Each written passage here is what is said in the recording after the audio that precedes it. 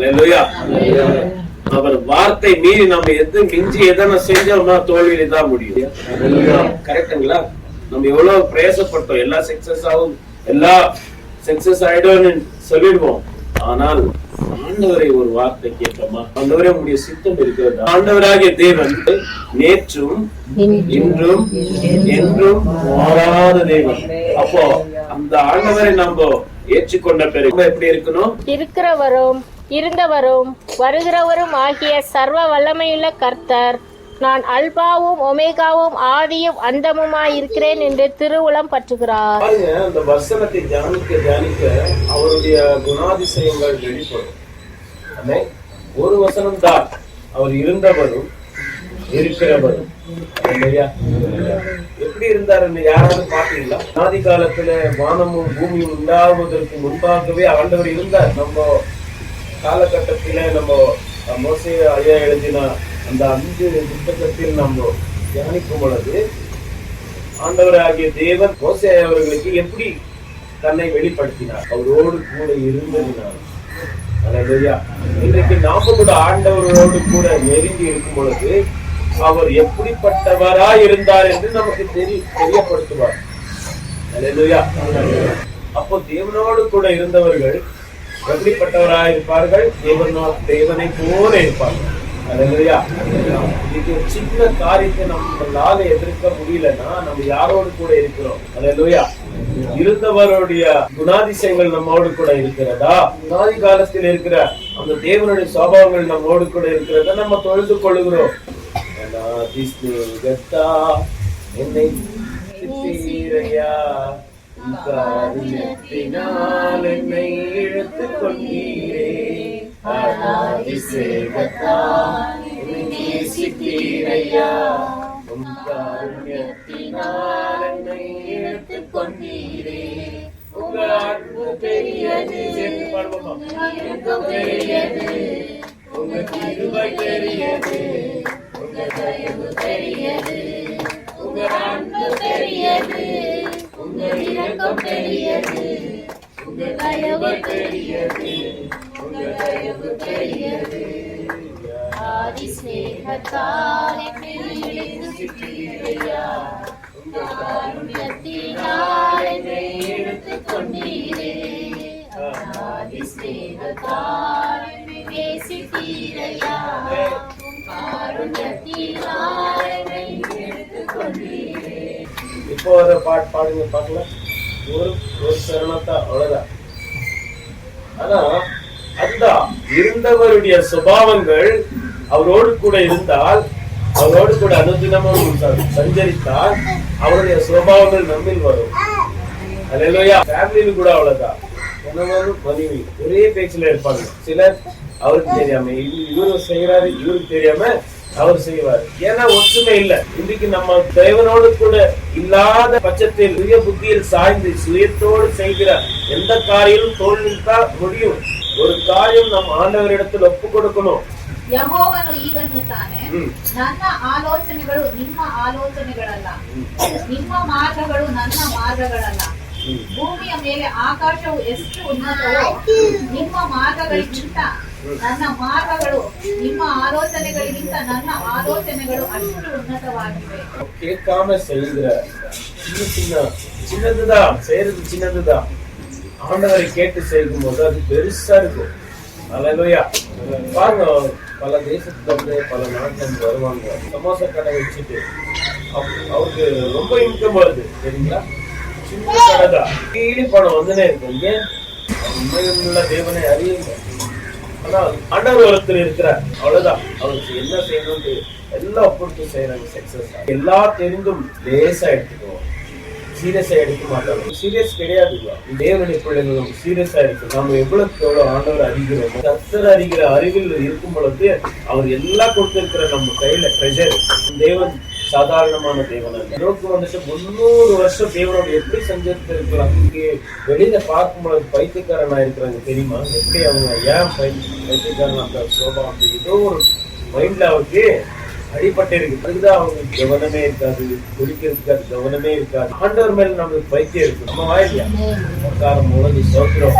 படுக்கும்போது ஸ்தோத்திரம் நிறைய சொல்லியிருந்தாரு இந்த வீடியோல. படுக்கும்போது இந்த பக்கத்தில் இருக்கும்போது ஸ்தோத்திரம் ஆண்டவரே. படுக்கும்போது ஏன் ஆத்மா கனெக்ட் ஆயிருக்குங்க, சரீரம் மட்டும் தான் ரெஸ்ட் எடுக்குது. உட்கார்ந்தாலும் ஸ்தோத்திரம், படுத்தாலும் ஸ்தோத்திரம். அப்ப ஏன் நம்ம ஆண்டவரோடு கூட இருக்கிறோம்னு தான் யாரும் படிக்கிறோம். சிலர் தூங்கும்போது என்ன பண்றாருன்னா வெயில் சண்டை போட்டு வந்திருப்பாங்க, அதுதான் வெயில் வருது, இல்லைன்னா வருது, ஒரு மாதிரி பேசுறாங்க. இதெல்லாம் நம்மளுக்கு எக்ஸ்பீரியன்ஸ் ஆயிருக்குமே இல்லையா? இப்ப ஆயிருக்கும். அந்த தாட்ஸ் வந்து தேவனுடைய தாட்ஸ் வந்துட்டு ரொம்ப பெருசா இருக்குது. அதுக்காக ஆண்டவர் கிட்ட வரணும். இசப்பா நான் என்ன செய்யணும், நான் என்ன பேசணும். சிலர் பாருங்க ரொம்ப பேசினே இருப்பாங்க. அல்லேலூயா. இந்த காலை வேளை நம்ம இருந்தவருடைய குணங்கள் நமக்குள்ள வரணும். இருக்கிறவர் எப்படி இருக்கிறார்? அவரு நேற்றும் இன்றும் என்றும் மாறாதவராயிருக்கிறார். பாருங்க, இஸ்ரவேலர்கள் யாத்திரையாகம் 3ஆம் அதிகாரம் 14வது வசனம். அதற்கு தேவன் இருக்கிறவராகவே இருக்கிறேன் என்று மோசேயுடனே சொல்லி, இருக்கிறேன் என்பவர் என்னை உங்களிடத்துக்கு அனுப்பினார் என்று இஸ்ரவேல் புத்திரருடைய சொல்வாயாக என்றார். தேவன் இருந்திருந்தா நம்ம இந்த பாடு இவ்வளவு கஷ்டப்படுறோமே, இருந்திருந்தா ஆண்டவர் விடுவிப்பார் அல்லவா? ஏன் நம்ம இவ்வளவு கஷ்டப்படணும், பாடுபடணும்ட்டு அவர் நினைத்து கொண்டிருந்தார். இருக்கிறவராய் இருக்கிறவர் இது மத்தியில் என்ன அனுப்பி இருக்கிறார். அல்லேலூயா. தேவன் இருக்கிறவர் இவ்வளவு நன்மை செய்தார் அல்லவா? இந்த 7 மாதத்துல கை தூக்குறதுக்கு கூட ஆண்டவர் பலம் கொடுத்திருக்கிறார். அல்லேலூயா. பேசுறதுக்கு வாய் கொடுத்திருக்கிறார், சிரிக்கிறதுக்கு பல்லு இருக்குது. இவ்வளவு நன்மை பாருங்க. அந்த கான்சென்ட்ரேஷன் நம்முடைய எல்லா மைண்ட் இதெல்லாம் இருக்கிற தேவனுடைய குணாதிசயங்களை கேட்கறதற்கு நம்மளுக்கு கான்சென்ட்ரேஷன் கொடுத்திருக்கிறார். சென்ஸ் அது ஒர்க்காவது இல்லைங்களா? ஏன் இருந்தவருடைய குணங்கள் நமக்குள்ள வரணும். அல்லேலூயா. நம்முடைய சுபாவம் பிறந்த சுபாவம் இருக்குது, அது மாறாது. எவ்வளவு திட்டினாலும் சூடு தொடர்ந்து இல்லைன்னு சொல்லுவாங்க பெரியவங்க. கரெக்டா? திருந்தாத ஜென்மம் சொல்லுவாங்க சில நேரத்துல. அப்போ ஏன் அந்த வார்த்தை சொன்னாருன்னா, எவ்வளவு சொன்னாலும் அந்த பாறை மேல தண்ணி ஊற்றுன போல செய்யாத என்றால் அதே செய்யும். அது போகாத தொடாதுன்னா அதே தொடும், போகாதுன்னா அந்த இடத்துலயே போகும். ஆமென். அவரோடு கூட சஞ்சரிக்கிறோம். இருக்கிறவராக இருக்கிறேன், இருக்கிறவராக இருக்கிறேன். அல்லேலூயா. எப்படி பாருங்க, அந்த வார்த்தை படிக்கும் கேட்கும் போதே நம் தேவன் நிஜமா இருக்கிறார். அல்லேலூயா. அவரோடு கூட சஞ்சரிக்கும் பொழுது அவருடைய சுபாவங்கள் நமக்கு வந்துடும். அல்லேலூயா. நல்லவர். ஐசாயா எடுத்து 4வது வசனத்தை அதை செய்து நிறைவேற்றி ஆதி முதற்கொண்டு தலைமுறைகளை வரவழைக்கிறவர் யார்? முந்தினவராய் இருக்கிற கர்த்தராகிய நான் தானே, பிந்தினவர்களோடும் இருப்பவராகிய நான் தானே. ஆண்டவர் சில இடத்துல நான் தான் என்று வசனத்துல குறிப்பிட்டு இருக்கிறது. ஏன்னா அவரை அல்லாமல் வேறொருவர் இல்லை. அல்லேலூயா. அவரை அன்றி நம்ம வேறே இல்ல. அவர்தான் சொன்ன நிச்சயமாக நம் உள்ளத்தின் ஆழத்திலிருந்து இருதயத்தில அந்த பிளட் பம்ப் அடிக்கிறது. இப்போ பம்ப் அடிச்சுனே இருக்கு. இயேசு இயேசு இயேசு.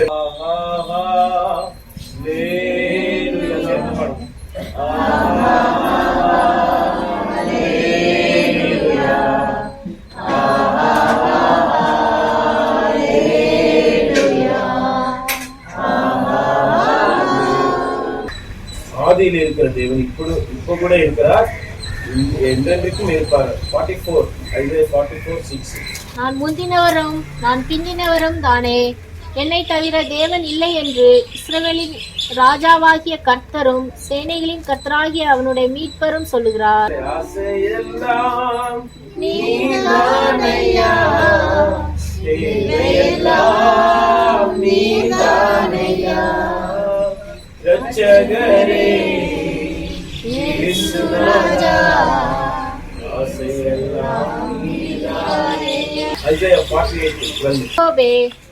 நான் அழைக்கிற இஸ்ரவேலே, எனக்கு செவி கொடு. நான் அவரே, நான் முந்தினவரும் நான் பிந்தினவரும் ஆமே. நம்ம கூட ஆவிக்குரிய இஸ்ரவேல் நம்மை பார்த்து ஆண்டவர் சொல்லுதா என்ன தெரியுமா? மகனே, வார்த்தைக்கு செவி கொடு, சொல்றதுக்கு செவி கொடு. மறக்காது, எப்போதும் மறக்காது, உயிருள்ள நாள் வரைக்கும் மறக்காது. இந்த வார்த்தைக்கு செவி கொடு. நான் முந்தினவரும் ஆயிருக்கிறேன், பிந்தினவரும் ஆயிருக்கிறேன். இவ்வளவு அருமையா சொல்லுகிறார் பாருங்க அந்த வார்த்தை. அல்லேலூயா, அல்லேலூயா, அல்லேலூயா. அந்த வார்த்தை ஏற்றுக்கொள்ளணும். அல்லேலூயா. அவர் ஆதியும் அந்தமும் ஆயிருக்கிறார். ஆதியும் நீரே, அந்தமும் நீரே, ஜோதியும் நீரே, என் சொந்தமும் நீரே. யோபு புத்தகத்தில் 38ஆம் அதிகாரத்தில் 4வது வசனத்திலிருந்து 7வது வசனம். நான் பூமியை அஸ்திபாரப்படுத்துகிற போது நீ எங்கே இருந்தாய்? நீ அறிவாளி ஆனால் அதை அறிவி. அதற்கு அளவு குறித்தவர் யார்? அதன் மேல் நூல் போட்டவர் யார்? இதை நீ அறிந்திருந்தால் சொல்லு. அதன் ஆதாரங்கள் எதின் மேல் போடப்பட்டது? அதன் கோடிக்கல்லை வைத்தவர் யார்? அப்பொழுது விடியற் காலத்து நட்சத்திரங்கள் ஏகமாய் பாடி தேவபுத்திரர் எல்லாரும் கெம்பீரித்தார்களே. உங்களோடு கூட நீர் பேசினீரப்பா, அதற்காக நன்றி. அப்ப எனக்காக நீர் பேசின வார்த்தைக்காக நன்றி சப்பா. சப்பா இந்த நேரத்துல மோடு கூட என்னுடைய வாழ்நாள் முழுசா மோடு கூட நடக்கணும் ஆண்டவரே. அதுதான் என்னுடைய ஆசையா இருக்கணும் ஆண்டவரே. அதுக்கு ஒப்பு கொடுக்கிறேன் அப்பா. நீர் தான் என்னை வழி நடத்தும். இந்த பாதையில நான் தவறி இருக்கிறேனோ என்று ஒரு விசை நான் கவனித்து என்னை பார்த்துக் கொள்ளுகிறேன் ஆண்டவரே. உங்களுடைய கரத்தில் என்னை தாழ்த்துகிறேன், பெருமையாக்குகிறேன். இந்த சித்தத்தின்படி என்னை நடத்த வேண்டும் என்று ரட்சகரும் மீட்பரும் ஆயிருக்கிற இயேசு கிறிஸ்துவின் இன்ப நாமத்தில் ஜெபம் கேளும் நல்ல பிதாவே. ஆமென்.